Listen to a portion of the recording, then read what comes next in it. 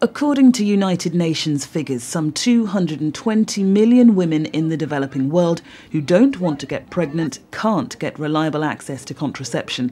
They forecast a boom in the world population from 160 million by 2050 to a mammoth 400 million.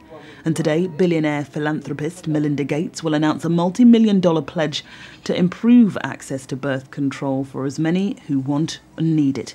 According to the Lancet medical journal, the money could save the incidences of mothers dying during birth by 30% and could also help save 104,000 lives a year endangered by the complications coming from pregnancy and childbirth.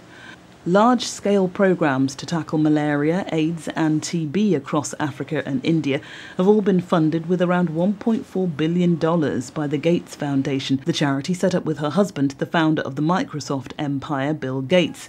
At a summit today, Melinda is set to offer more millions. Catalytic wedge. We can put a certain amount of money in, but the causes that we have picked around the world are so enormous that they take governments to come in and really fund them at large scale. And what a foundation can do is show some ways, take some of the risk out of the equation, put some of the innovation in, but ultimately it's governments that need to come in and fund. And that's what makes me excited about the London Family Planning Summit, is you're going to see government commitments to this as well.